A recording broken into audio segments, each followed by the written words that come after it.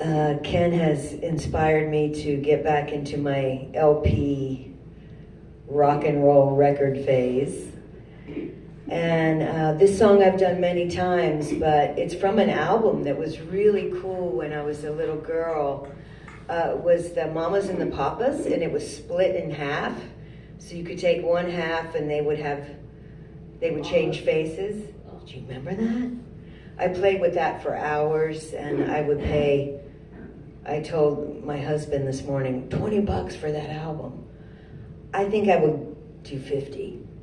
And I don't know if you know what I'm talking about, but it fascinated me at like 4, 5 years old. And this one particular song inspired me to sing along with Barbra Streisand and Judy Garland.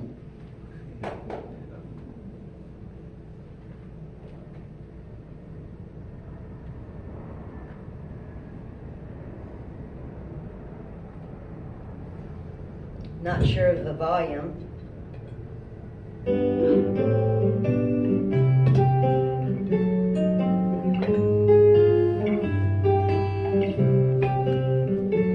Sound okay?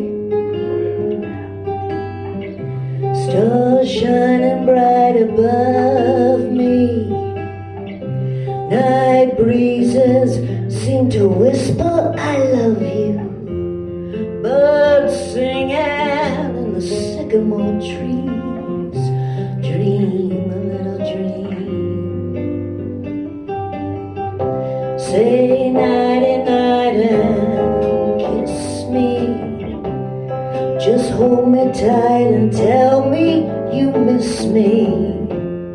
But if I'm alone and blue as can be, I got a dream inside me. Stars fading, but I'm holding on here, still looking for bliss. I wanna linger till dawn, dear. There is nothing I wanna miss. Sweet dreams till sunbeams find you. Sweet dreams, leave your worries behind you. But in your dreams, whatever they be, dream a little dream for me. Here we go. Gotta turn it up a little.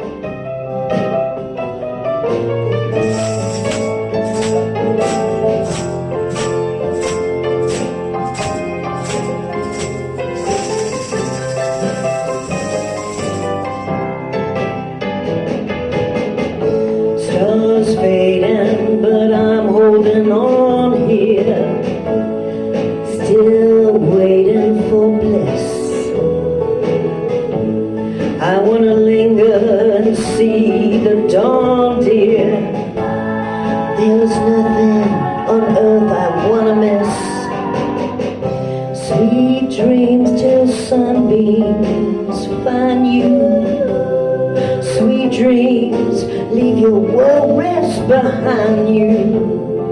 But in your dreams, whatever they be, dream a little dream.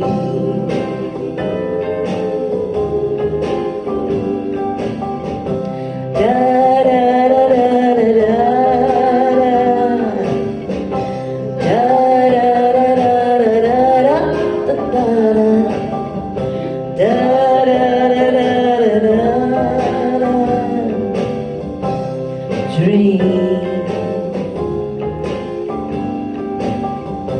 Welcome to another Sunday service here at the Valley Spiritual Center, where we inspire you to live your life and certainly to live your dreams. Isn't it wonderful?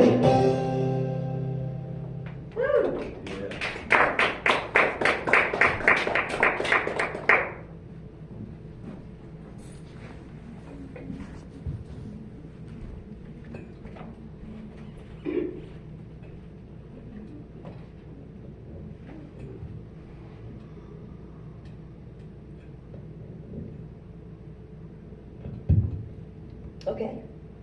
And now, it's my pleasure, Kat.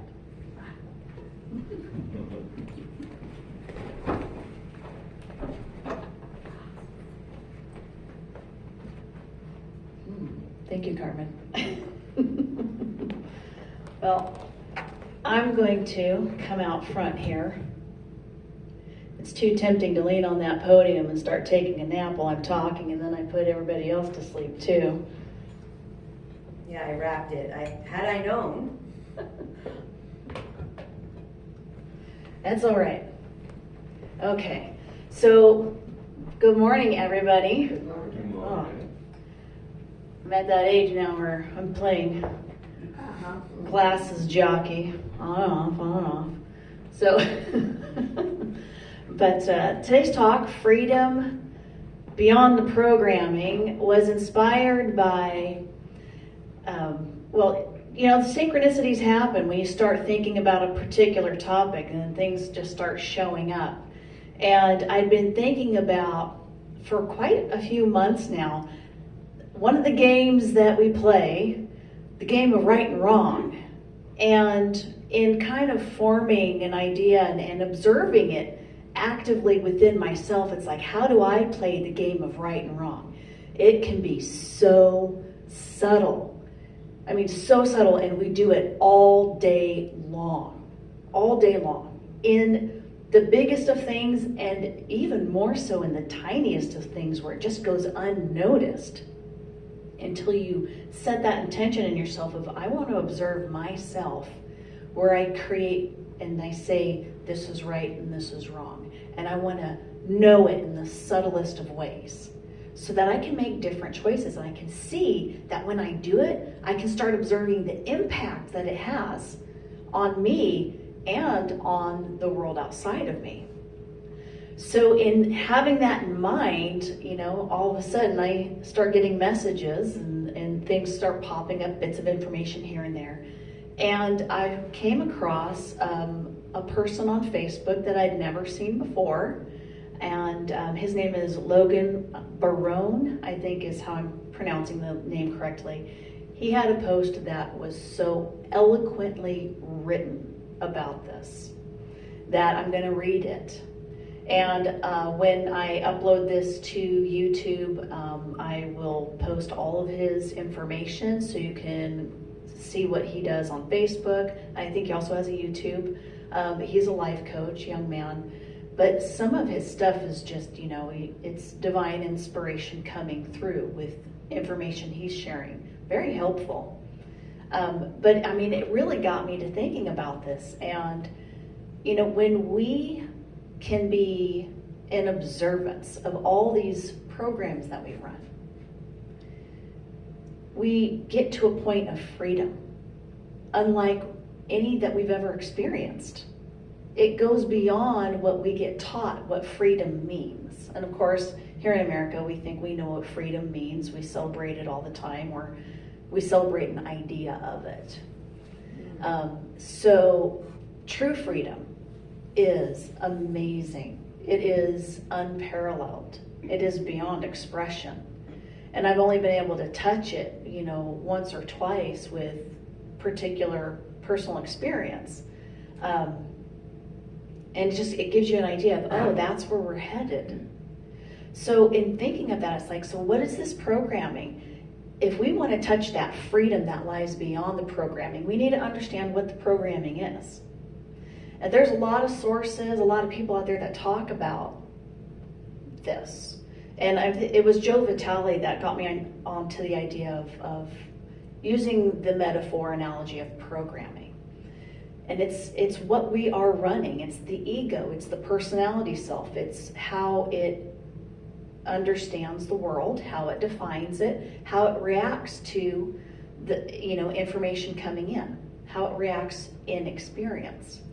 So your program is actually going to. It's like there's times where you've seen other people and it's like, oh, I know what they're going to say. I know what they're going to do, because you understand what their program is, right? So this is about, how do we understand our own? So it's like, why do I react the way I do in this particular experience with that particular person? Why do I choose the things that I think I'm in choice of, but I seem to make the same choice again and again. So am I really in choice? What's controlling this? What's running in the background? What is that program? As long as you're running a program, you're not free. There's an illusion of choice. It's like going to the grocery store. You think you got choices of products on the shelves, but there's actually, it's the same company, with the same 5 ingredients basically, and they're just putting a different colorful label on it and adding a different spice and calling it a different food. But you're eating the same things over and over again, which is why you may not get healthy. So same thing is in our subconscious and our unconscious. We're running a program that wants us to not realize that we're not in choice. We're actually just in habit. We're in this little box that we've painted for ourselves. But the programming, it starts before you're even born. When you come into a human body, you have DNA to create the human body and to create particular facets about the body that shape your personality. You come into a family that has particular rules and traditions and culture and ideas of how to live and what's right and what's wrong and what you should be and what you should do and what's acceptable. I mean, you from the very beginning, you come in just to a human body, you're not an empty slate. You come in with a bit of a program.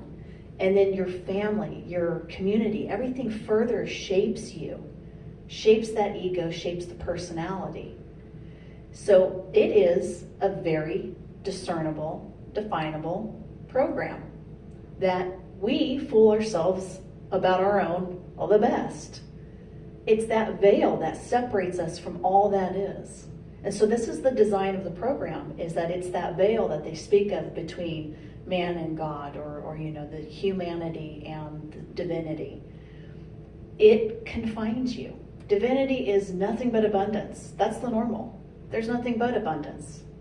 Everything's connected. Everything's in union. Everything's at peace. It's in love. It is compassion. It is all those wonderful attributes that we seem to think are outside of our grasp. It's the ego, our program, that creates the limitations that says you can't have that. It's not there. You're not worthy. And so to get to that freedom, to get to that connection with all that is, we have to start looking and observing within ourselves. What's my program? What am I running? And the game of right and wrong is so wonderfully insidious. It's such a strong program that we all run. And so I wanted to read this post that Logan did. Like I said, it was so eloquently written. There's no need to recreate something so beautiful. So he posted this on July 12th of this year.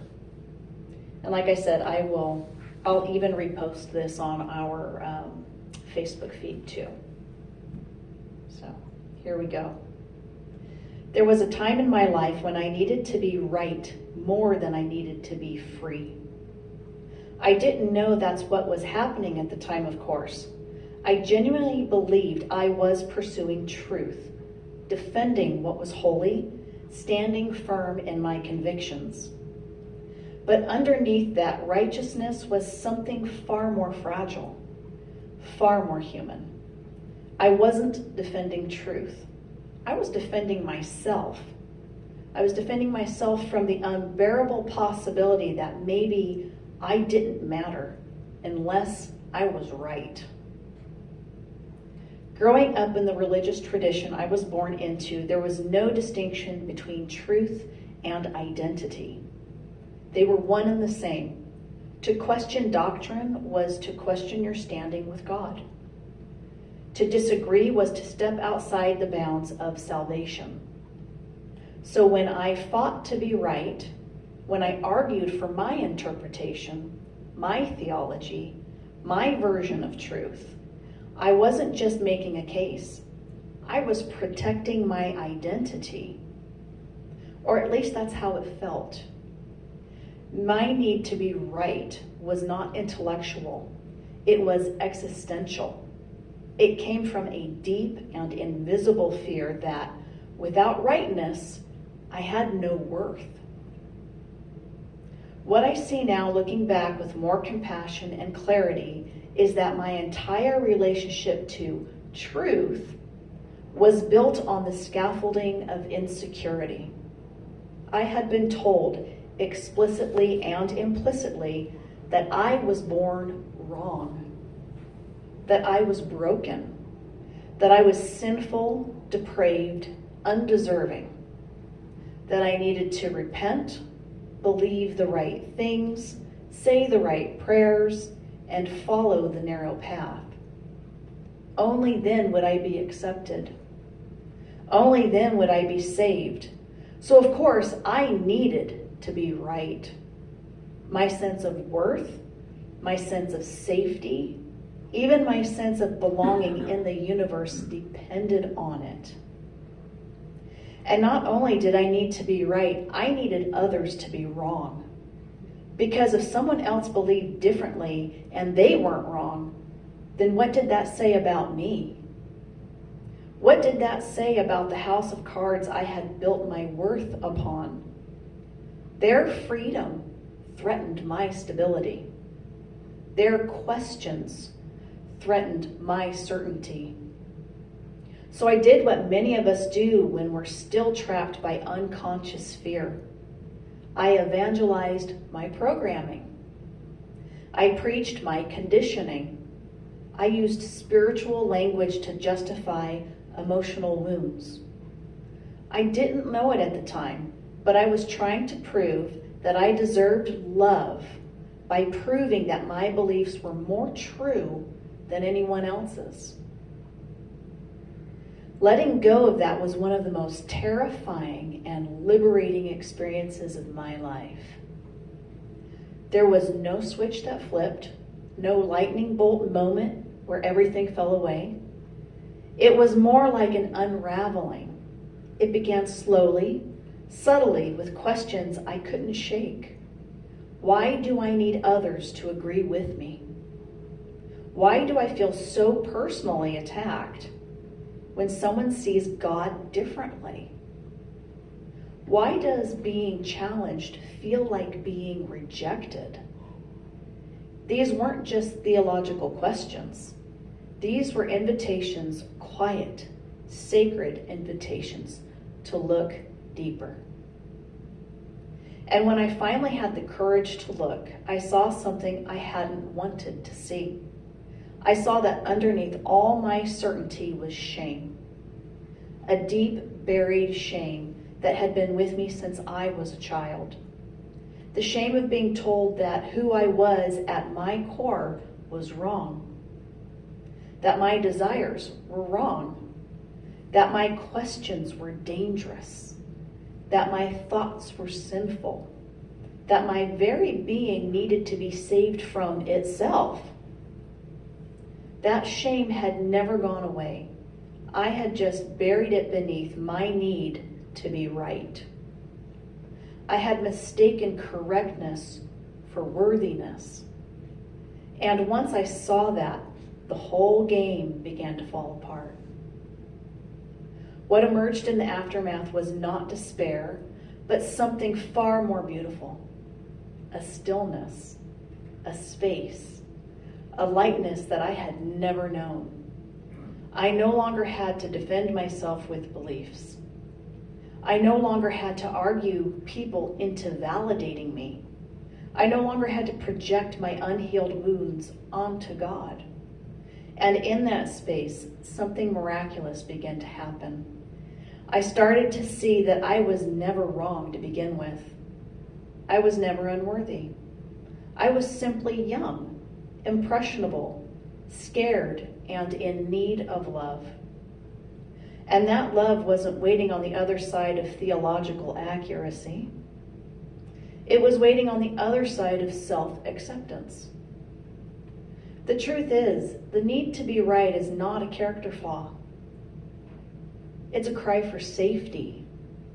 It is the mind's attempt to control what the heart believes is not yet lovable. But what happens when we no longer need to earn love through correctness? What happens when we see that being wrong never meant we were unworthy in the first place? What happens when we realize that God, if we must use that word, is not some external authority evaluating our performance, but the very presence that has been loving us the whole time, even in our confusion? That is when the game changes. That is when truth is no longer something we build to feel safe, but something we relax into as freedom. That is when we realize that what we thought we needed to protect was never under threat.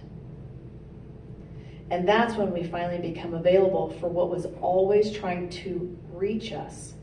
Not the cold comfort of being right, but the warm radiance of being whole.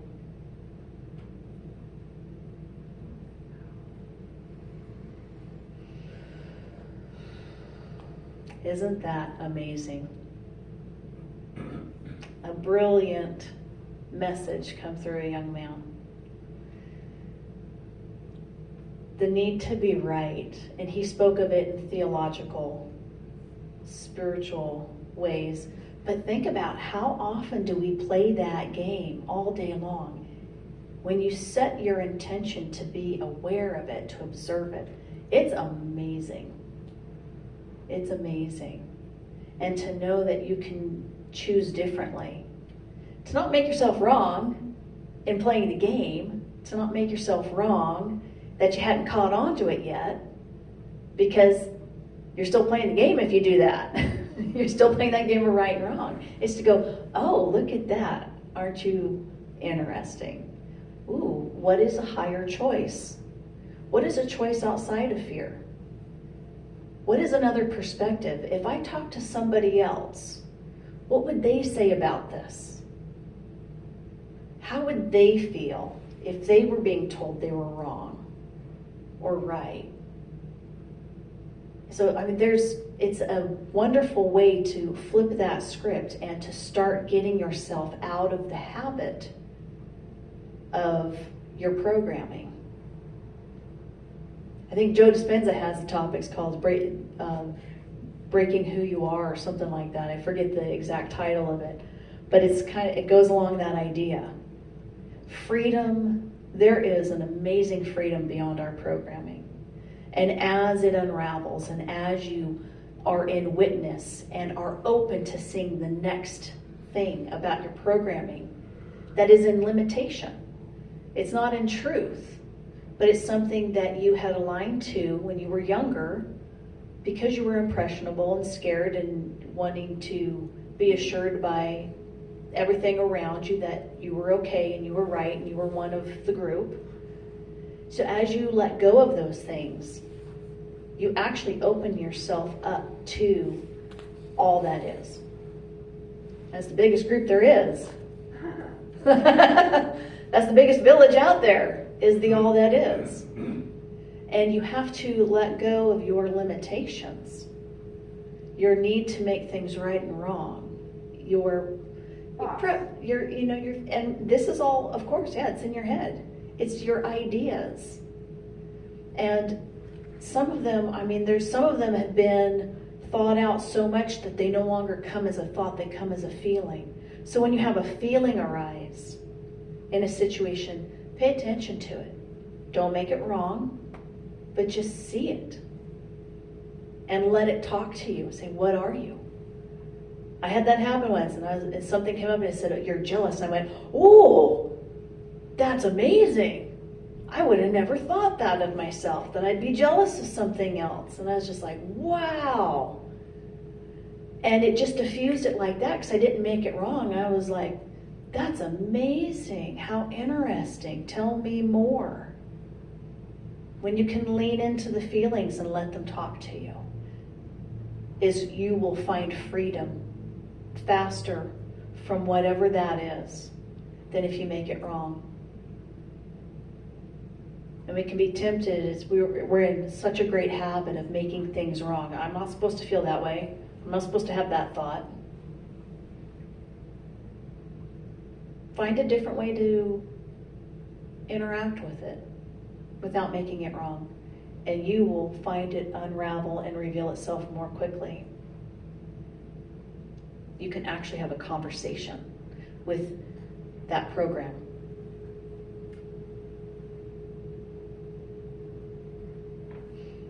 So, any questions?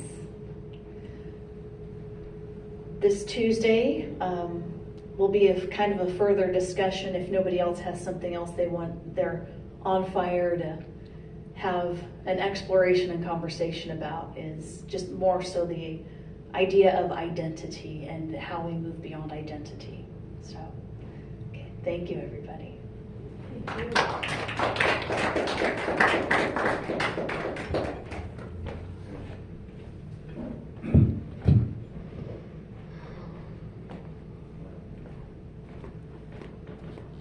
It's interesting that you bring that up, because I found myself thinking all the things I want to do, but I feel like I had to ask permission. And that's part of my box too.